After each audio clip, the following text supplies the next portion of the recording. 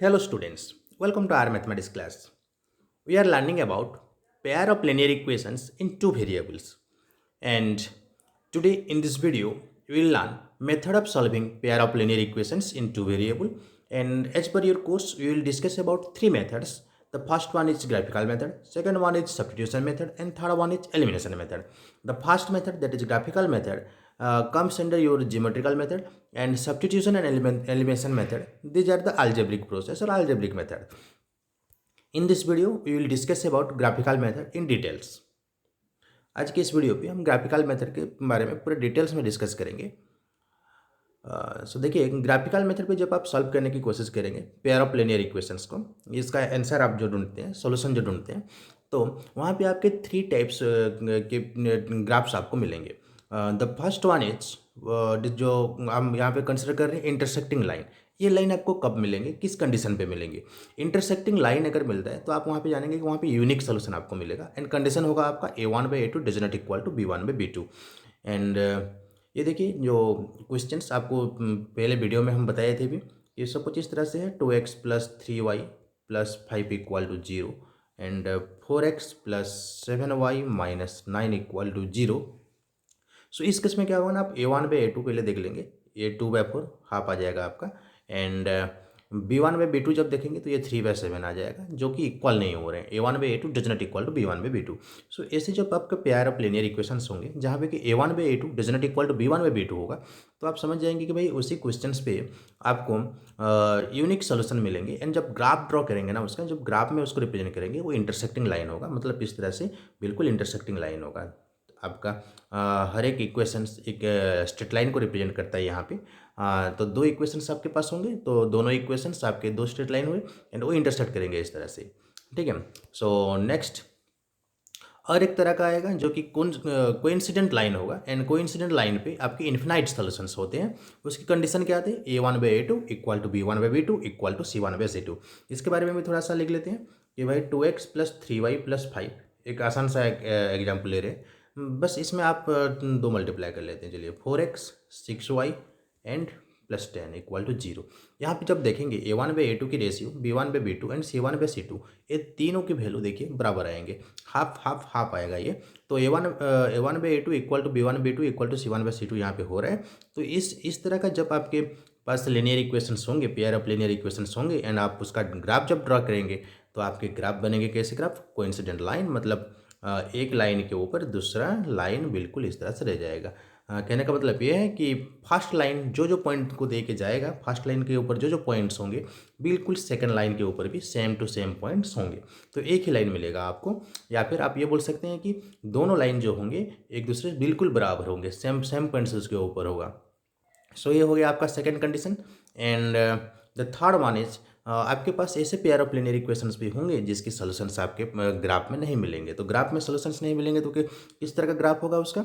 उसका ग्राफ होगा parallel line, ठीक है। पैरेलल लाइन की कंडीशन है a1/a2 = b1/b2 but it is not equal to c1/c2, it does not equal to c1/c2।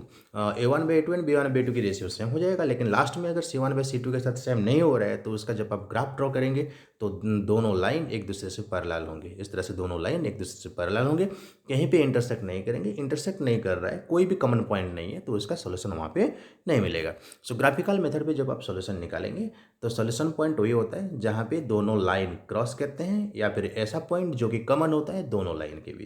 तो यहाँ पे एक सोल्यूशन है, एंड दूसरा जो कंडीशन था आपका इन्फिनाइट सोल्यूशन का, ये भी एक इन्फिनाइट सोल्यूशन का कंडीशन हुआ जो सेकंड फिगर जो ड्रॉ किए हैं ये वाला। बट थर्ड पे आपको जो दिखा है नो सोल्यूशन, ये होगा पैरेलल लाइन का, ठीक है। अगर आप ग्राफ ड्रॉ करते हैं और पैरेलल लाइन मिलता है तो आप वहाँ पे लिखेंगे कि इसका सोल्यूशन नहीं है। तो चलिए हम क्वेश्चन से देखेंगे एक एक करके। एग्जाम्पल 1 यहाँ पे कंसिडर की गई है। Find the solution of the following pair of linear equations graphically. आपके यहाँ पे क्वेश्चन पे इंडिकेट की गई है कि भाई आप ग्राफिकली इसका सोल्यूशन निकालिए। सो ग्राफिकली जब सोल्यूशन निकालने के लिए बोला गया है तो आप ग्राफिकल मेथड ही यूज करेंगे। एग्जाम में भी ऐसे ही आप क्वेश्चन को देखेंगे कि भाई सोल्यूशन निकालने के लिए बोला जाएगा, एंड वहाँ पे आपकी ग्राफिकल मेथड है कि एलिमिनेशन मेथड है कि सब्स्टिट्यूशन है, ये आप डिटेल्स में देखेंगे, उसके बाद ही उसका सोल्यूशन निकालेंगे। तो आज डिस्कस करेंगे हम ग्राफिकल के बारे में। तो दोनों आपके पास जो दो इक्वेशंस हैं उन दो इक्वेशंस की आप पहले नेमिंग कर सकते हैं, इक्वेशन 1 इक्वेशन 2। ये फॉर्मेलिटी है, आप इस तरह से नेमिंग कर सकते हैं। एंड अभी इक्वेशंस 1 से आपको करना क्या है, देखिए क्लास 9th में जैसे आप टेबल बना रहे थे किसी लीनियर इक्वेशंस को ग्राफ में रिप्रेजेंट करने के लिए, ये प्रोसेस बिल्कुल सेम है। तो ये तो बहुत आसान हो गया आपके लिए कि आप क्या करेंगे कि इक्वेशन 1 पे जो है 3x + 4y = 20, आप यहाँ पे एक साइड में y को रखेंगे और बाकी सारे कंस्टेंट एंड एक्स टर्म को राइट साइड ले जाएंगे। इसका मतलब ये हुआ कि we have to express y in terms of x। इस साइड में आपके खाली x एंड कुछ कंस्टेंट रहेंगे। तो इस हिसाब से यहाँ पे हम लिखेंगे कि let express y in terms of x in equation 1। Equation 1 में आपको y को एक्सप्रेस करना है इन टर्म्स ऑफ x के हिसाब से। तो चलिए यहाँ पे करते हैं उसको 3x + 4y = 20 है। आप क्या करेंगे यहाँ पे 20 तो ऑलरेडी राइट साइड है, तो 3x को पहले ट्रांसपोज करेंगे तो 4y = 20, एंड जो 3x है ना उसको राइट साइड लाना है, तो इसलिए ये हो जाएगा -3x। प्लस वाला था इस तरफ आ गया तो माइनस। एंड नेक्स्ट में y = 20 - 3x, and you know that 4y that means 4 is the coefficient of y, तो वो मल्टीप्लाई हो गया यहाँ पे आएगा तो उसको डिवाइड करना पड़ेगा, 4 नीचे होना चाहिए, 20 - 3x/4। सो इस तरह से पहले आपको y डिटरमाइन करना है, यहाँ पे हर एक इक्वेशंस में से y डिटरमाइन करना है ताकि x आपका इंडिपेंडेंट वेरिएबल हो एंड y उसके ऊपर डिपेंड करने वाला वेरिएबल हो, डिपेंडेंट वेरिएबल। ठीक है, यहाँ पे x को इंडिपेंडेंट वेरिएबल बोला जाता है, y को डिपेंडेंट वेरिएबल बोला जाता है। सो y = यहाँ पे समथिंग ऑफ x रहेगा वहाँ पे। तो पहला काम यही है कि आप y = निकाल लीजिए। ठीक है, यहाँ पे -3 इस तरह से कुछ नहीं होगा, सारे का सारा चीज़ आपके राइट साइड में ले जाना है, ओनली एंड ओनली यहाँ पे आपको y को रखना होगा। ठीक है, सो इतना रखने के बाद देखिए अभी आप यहाँ पे टेबल फॉर्म करेंगे, एंड टेबल में आपको मालूम है कि दो डिफरेंट पॉइंट को देखें। ठीक है, एक ही स्ट्रेट लाइन जाता है तो आप मिनिमम 2 पॉइंट्स डिटरमाइन करेंगे, मिनिमम 2 पॉइंट्स यहाँ पे डिटरमाइन करेंगे, एंड 2 से ज़्यादा आपको करने की ज़रूरत भी नहीं है क्योंकि ग्राफ में 2 पॉइंट पुट कर लिए तो आपका स्ट्रेट लाइन आपको मिल जाएगा। तो चलिए यहाँ पे पॉइंट डिटरमाइन करते हैं। देखिए एक्स आपका इंडिपेंडेंट वेरिएबल है तो एक्स को आप इंडिपेंडेंटली चूज़ कर सकते हैं। सपोज यहाँ पे एक्स की वैल्यू हम 0 रखते हैं, तो ये कैलकुलेट करते हैं 3 × 0/4। देखिए यहाँ पे जहाँ पे एक्स था ना वहाँ पे हम 0 पुट किए हैं, तो ये 3 × 0 वाला तो 0 हो जाएगा, 20/4 रहेगा। 20/4 को आप रिड्यूस करके लिख सकते हैं 5, 4 5 जा 20, दैट्स वाई इसका रिड्यूस होकर 5 हो जाएगा। तो एक्स की वैल्यू अगर 0 होता है यहाँ पे तो वाई की वैल्यू आपका निकल के आएगा 5। नेक्स्ट एक्स की जगह पे यहाँ पे 4 पुट की गई है, तो चलिए हम 4 पुट करके देखते हैं। यहाँ पे 4 पुट करके कितना आ रहा है आंसर, ये 3 4 जा 12 हो जाएगा। सो 20 - 12 आपका यहाँ पे 8 आ जाएगा, और नीचे आपका 4 है तो 4 2 जा 8, तो यहाँ पे वाई की वैल्यू कितना आएगा 2। तो इस हिसाब से यहाँ पे 0 एंड 4 लेके y की वैल्यू निकाला गया है, एंड आप चाहे तो इससे अलग वैल्यू भी ले सकते हैं, ये रेस्ट्रिक्शन नहीं है। यहाँ पे x इंडिपेंडेंट वेरिएबल है इसलिए आप x की वैल्यू यहाँ पे कोई सा भी लेके y की वैल्यू डिटरमाइन कर सकते हैं। सो इक्वेशन 1 के लिए आपके जो पॉइंट्स मिल रहे हैं 0 5 एंड 4 2, हमें 0 5 को ग्राफ में पॉइंट आउट करना है, एंड और एक है 4 2, इसको पॉइंट आउट करने के बाद हम इसको ज्वाइन करेंगे तो इक्वेशन 1 के लिए आपको स्ट्रेट लाइन मिल जाएगा। एक हो गया 0 5, दूसरा हो गया 4 2। ठीक है, तो चलिए सेम काम करेंगे, बिल्कुल सेम टू सेम वर्क है आपके इक्वेशंस 2 के लिए। जो इक्वेशन 2 में था x - 2y = 0, देखिए यहाँ पे x को ट्रांसपोज करेंगे तो हो जाएगा ये -2y = -x। इसी चीज़ को आप लिख सकते हैं 2y = x, दोनों तरफ नेगेटिव टर्म है, सिंगल सिंगल तो उसको कैंसिल आउट कर सकते हैं। 2y = x इसको ले सकते हैं, एंड y = यहाँ पे जो 2 है उसका कोफिशिएंट उसको डिवाइड कर देंगे x की तरफ से, तो x/2, y = x/2। इसका मतलब हुआ कि x की वैल्यू जितना भी होगा उसका आधा होगा आपका y का वैल्यू। सो इस हिसाब से यहाँ पे x की वैल्यू का अगर हम 2 लेते हैं तो 2/2, यहाँ पे y आ जाएगा 1, एंड x की जगह पे 0 पुट करते हैं तो 0/2 का वैल्यू 0 आ जाएगा। सो यहाँ पे देखिए यहाँ पे भी दो ही पॉइंट्स आपको यहाँ पे लेने हैं, 2 1 and other point 0 0। So 2 1 and 0 0 को कनेक्ट करेंगे इक्वेशंस 2 के लिए, जो कि लाइन 2 बनेगा अपना। ठीक है, तो पहले पॉइंट देख लीजिए 0 5 एंड 4 2। चलिए ग्राफ में इस तरह से एक ग्राफ पेपर ले लेना है। ग्राफ पेपर में आप x एक्सिस y एक्सिस खुद डिटरमाइन करेंगे, एंड वहाँ पे आपके 1 2 3 पॉइंट ये सब मार्किंग करेंगे खुद। एंड अगर आपको क्वाड्रेंट 2 में भी चाहिए तो इसको भी थोड़ा बड़ा करके, इस तरफ भी आप ग्राफ अगर चाहिए होगा तो इस तरफ बड़ा करके, इस तरफ भी -1 -2 ये सब मार्किंग करना है, एंड नीचे भी करना है। ठीक है, आप देख लेंगे कि पॉइंट आपके किस तरह का है। यहाँ पे जो पॉइंट्स हैं ये सारे के सारे फर्स्ट क्वाड्रेंट पे लाई कर रहे हैं, इसलिए यहाँ पे बाकी सारे क्वाड्रेंट्स को इतना ज़रूरी तरीके से ज़्यादा दिखाया नहीं गया है, बल्कि फर्स्ट क्वाड्रेंट में ही आपका काम हो जा रहा है। तो चलिए देखते हैं फर्स्ट इक्वेशन के लिए मैं और एक बार आपको दिखाता हूँ। ऊपर 0, 5 एंड 4, 2 पॉइंट को आपको ट्रेस करना है, ये वाला 0, 5 एंड 4, 2। ठीक है, ये होने का इक्वेशन 1 के लिए। तो 0, 5 एंड अनदर वाज 4, 2। 0, 5 कहाँ पे होगा, देखिए 0 एंड 5, ये जो 0, 5 यहाँ पे x की वैल्यू 0 है, y की वैल्यू कितना है 5 है। तो y की वैल्यू 5, x की वैल्यू 0, वो लाई करेगा कहाँ पे, y एक्सिस के ऊपर, जहाँ पे 5 है उसको हम मानेंगे 0, 5। ठीक है, अनदर वाज 4, 2, x एक्सिस पे 4 वाला लाइन, y एक्सिस पे y एक्सिस की तरफ से 2 वाला लाइन जहाँ पे कनेक्ट करेंगे या फिर इंटरसेक्ट करेंगे जिसको मानते हैं। सो ये हो जाएगा आपका 4, 2। तो ये दोनों पॉइंट जो 0, 5 एंड 4, 2 ये इक्वेशन 1 के लिए है, आप इसको ज्वाइन कर देंगे, पॉइंट मार्किंग करने के बाद ज्वाइन कर देंगे। नेक्स्ट जो उसका और एक टेबल था आपका 2, 1 एंड 0, 0 के लिए। 0, 0 तो आपका ओरिजिन होता है, यहाँ पे मार्किंग कीजिए 2, 1, 2 एंड 1 ये वाला। ठीक है, ये 2, 1 पॉइंट 0, 0 एंड 2, 1 इसको मार्किंग करने के बाद आप इसको भी ज्वाइन कर देंगे। दोनों लाइन जहाँ पे इंटरसेक्ट करेंगे, दोनों लाइन जहाँ पे इंटरसेक्ट करेंगे, the intersection point is the solution of the two linear equations. यहाँ पे देखिए कहाँ पे इंटरसेक्ट कर रहा है, यहाँ पे 4, 2 पे इंटरसेक्ट कर रहा है। तो ये 4, 2 जो है ना, यही आपका सॉल्यूशन है दोनों इक्वेशंस के लिए। ठीक है, तो इस हिसाब से आप यहाँ पे डिटरमाइन करेंगे कि भाई आपके पास पेयर ऑफ लीनियर इक्वेशंस होंगे। पेयर ऑफ लीनियर इक्वेशंस हैं तो आप पहले क्या करेंगे, उसके वाई वैल्यू निकाल लेंगे। वाई वैल्यू से एक टेबल बनेगा इक्वेशन 1 से। इक्वेशन 2 में भी सेम काम करना है, वाई वैल्यू निकाल के उससे टेबल बनेगा। एंड दोनों ही टेबल को लेके आप ग्राफ में पॉइंट निकालेंगे। पॉइंट निकालने के बाद आप लाइन ड्रॉ करेंगे, जहाँ पे लाइन इंटरसेक्ट करेगा, जिस पॉइंट पे लाइन इंटरसेक्ट करेगा, जिस पॉइंट पे लाइन इंटरसेक्ट करेगा वही पॉइंट ही उनका सॉल्यूशन होगा। तो देखिए ये जो इक्वेशंस थे, ये जो इक्वेशंस यहाँ पे ली गई थी, आप देख सकते हैं कि A1/A2 का वैल्यू 3/1 3 आ रहा है। एंड B1/B2 का भी जो वैल्यू है 4/-2, 4/-2 इसका वैल्यू -2 आ रहा है। तो 3 does not equal to -2, A1/A2 does not equal to B1/B2 वाला कंडीशन है, इसमें यूनिक सोल्यूशन है। ठीक है, इसलिए इंटरसेक्टिव बन गया। तो आप ये क्वेश्चन से पहले आप मन ही मन वेरीफाई करके कर सकते हैं, या फिर आपको पता लग जाएगा कि भाई कि इसका इक्वेशन जो दी गई है वो यूनिक सोल्यूशन वाला इक्वेशन है, तो ये इंटरसेक्टिंग लाइन बनेगा। तो चलिए एक तो एग्जाम्पल 1 हम तो डिस्कस कर लिए, और एक बार इसको देख लीजिए ठीक से। प्रोसेस क्या होगा, आप इक्वेशन 1 से y इक्वल टू कुछ x यहाँ पे आएंगे, उसको आपको डिटरमाइन करना है पहले। ठीक है, y को इन टर्म्स ऑफ x एक्सप्रेस करना है, उसके बाद एक टेबल बनाना है, टेबल में 2 पॉइंट्स आपको रखने हैं। ठीक उसी काम करना है इक्वेशन 2 के लिए भी।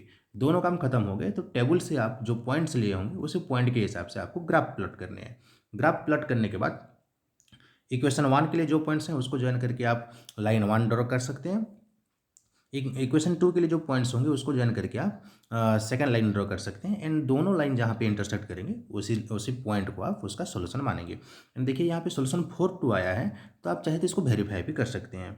4, 2 यहाँ पे पुट करके आप वेरीफाई कर सकते हैं कि x की जगह पे 4, y की जगह पे 2 पुट कीजिए। 3 4 जा 12 एंड 4 2 जा 8, दोनों को ऐड करेंगे तो कितना आ रहा है 20 आना चाहिए, राइट साइड में 20 है। एंड इस हिसाब से यहाँ पे भी x-2y, तो x की जगह पे 4, y की जगह पे 2, ये अगर पुट करते हैं तो 4 माइनस पर 0 आ रहा है, राइट साइड में 0 है तो 0 आ रहा है। वेरीफाई हो गया कि भाई 4, 2 जो है ये इसका सोल्यूशन है। सो यहाँ पे आप काउंटर वेरिफिकेशन भी कर सकते हैं। सो यही इसका फ़ायदा है कि आपके पास जो सोल्यूशन होगा, सोल्यूशन को आप फिर इक्वेशन में पुट करेंगे, चेक करेंगे कि वो वैलिड है कि नहीं है। वैलिड है तो आपको पता लग जाएगा कि आप कोई गलती नहीं किए, आंसर ठीक है। सो ये चेक करना बहुत ज़रूरी होता है एग्ज़ाम में अगर आप सोल्यूशन निकाल चुके हैं तो उसको एक बार काउंटर वेरीफाई कर लीजिए। नेक्स्ट हो गया आपका एग्जाम्पल 2। एंड इन एग्जाम्पल 2 यहाँ पे ऐसे ही क्वेश्चंस ली गई हैं जिसका कि आप देखिए सोल्यूशन किस तरह से आएगा। पहले आप A1/A2 पहले आप मनी रफ या फिर रफ में आप चेक कर लीजिए। 2/4 है तो ऑब्वियसली 2/4 का वैल्यू आप रिड्यूस करके हाफ लिख सकते हैं। तो हम 2/4 को लिख दें कि भाई A1/A2 जो है हाफ आ रहा है। B1/B2 कितना आ रहा है 3/6, वो भी आपका हाफ हो जाएगा। ठीक है, एंड C1/C2 लेफ्ट में लाएंगे तो -9/-18 होगा, जो कि आपका वही 9/18 के बराबर है, जो कि कट के आ जाएगा आपका भी हाफ। तो यहाँ पे देखिए तीनों की वैल्यू सेम आ रहा है, a1/a2 equal to b1/b2 equal to c1/c2। सो ये तीनों वैल्यू जब सेम होते हैं, आपको मालूम है कि इस तरह का जो तीनों वैल्यू जब सेम होते हैं तो ये कोइंसिडेंट लाइन होता है, एक लाइन के ऊपर दूसरा लाइन रहता है एंड इसका इन्फिनाइट सोल्यूशन होता है। तो चलिए ये वाला ग्राफ जो होगा वो देखते हैं कि एक लाइन के ऊपर कैसे दूसरा लाइन रहेगा। प्रोसेस सेम है, आप पहले दोनों इक्वेशंस को नेम देंगे। Express y in terms of x in equation 1 से आप ये निकालेंगे 2x + 3y equal to 9। 2x को पहले ट्रांसपोज करेंगे, 9 - 2x हो जाएगा। देन 3y की जो 3y में देखिए 3 एक y का कोफिशिएंट है तो 3 को राइट में लेंगे तो डिवाइड हो जाएगा, 9 - 2x/3। यहाँ पे वैल्यू पुट करेंगे। वैल्यू देखिए यहाँ पे आप कुछ भी आप पुट कर सकते हैं एक्स की जगह पे आपके कैलकुलेशन के हिसाब से। अगर हम 0 पुट करते हैं तो 2x वाला 0 हो जाएगा, 9/3 का वैल्यू 3 आ जाएगा। एक्स की जगह पे 4.5 पुट करते हैं तो 2 × 4.5 का वैल्यू 9 है, 9 - 9 0 है, तो वाई का वैल्यू 0 आ रहा है। तो ठीक है साहब, ये ठीक वही हिसाब से आप यहाँ पे एक्स की वैल्यू अपने हिसाब से ही पुट करेंगे एंड यहाँ पे इस तरह से बस आपको 2 वैल्यू लेना है। ठीक है, तो ये हो गया आपकी इक्वेशन 1 से y की वैल्यू निकाल लिए, टेबल बना दिए। फिर इक्वेशन 2 से भी सेम काम करना होता है, बस y की वैल्यू निकाल लीजिए एंड टेबल बना लीजिए। दोनों काम जैसे ही खत्म होगा आपका, ये वाला यहाँ पे ऑलरेडी सॉल्व कर चुके हैं, आप इसको नोट डाउन कर लीजिए एंड खुद कैलकुलेट कीजिए कि भाई इतना आ रहा है कि नहीं आपसे। एंड आप चाहे तो अलग वैल्यू भी ले सकते हैं, यहाँ पे जैसे कि 0 लिए हैं, 3 लिए हैं, तो आप यहाँ पे चाहे तो 0 1 2 3 कुछ भी ले सकते हैं। बस आप ऐसे पॉइंट निकालने की कोशिश कीजिए जिसको आप ग्राफ में आसानी से प्लॉट कर सको। जैसे कि देखिए 4.5 आसानी से हो जाएगा 4 और 5 के बीच में। लेकिन अगर आपके पास ऐसे कुछ वैल्यू आया जिसमें कि आपका आंसर 0.3333 आ रहा है, तो ऐसे में आपको ग्राफ में इसको प्लॉट करना मुश्किल होगा। तो आप इस तरह का वैल्यू लीजिए जहाँ पे कि आपका इंटीजर्स आ रहे हैं या फिर एक टर्मिनेटिंग डेसिमल जैसे आ रहे हैं 4.5 या फिर 1.5 3.5 इस तरह से अगर आ रहा है तभी भी आसान होता है। तो इस सब चीज़ों का थोड़ा ध्यान रखना कि वैल्यू ऐसे पुट करेंगे जो वैल्यू को आपको ग्राफ में प्लॉट करने में आसानी होगा। तो इस चीज़ को ध्यान में रखते हुए आपको वैल्यू को पुट करना है। तो देखिए अभी जो दोनों इक्वेशन से जो टेबल बने हैं, फर्स्ट में से 0 3 एंड 4.50, ये दोनों पॉइंट को हमें अभी यहाँ पे टेस्ट करना है। 0 3 कहाँ पे होगा? 0 3 आपको मालूम है x 0 है, इसका मतलब ये पॉइंट डेफिनेटली खाली y एक्सिस के ऊपर होगा। y एक्सिस के ऊपर जहाँ पे 3 है वही पॉइंट ही ये हो जाएगा।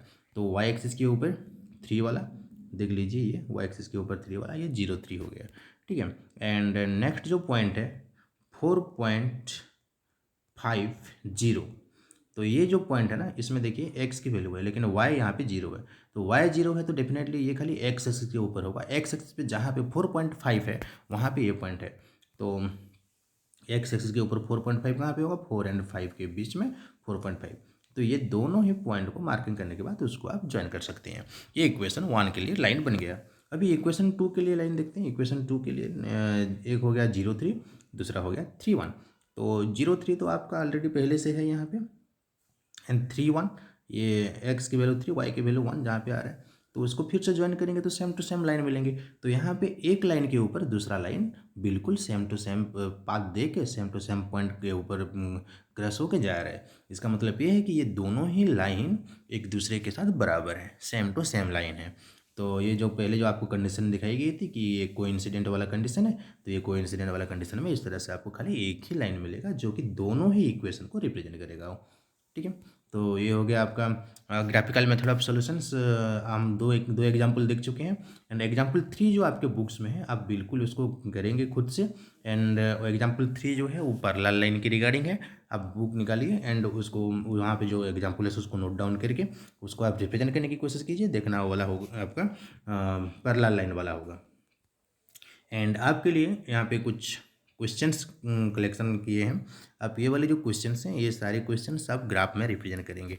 And while solving this questions और solving this pairs of linear equations you should use graph papers. Graph papers इसलिए यूज करेंगे क्योंकि वहाँ पे एक आंसर आपके एक्यूरेट्स आएंगे।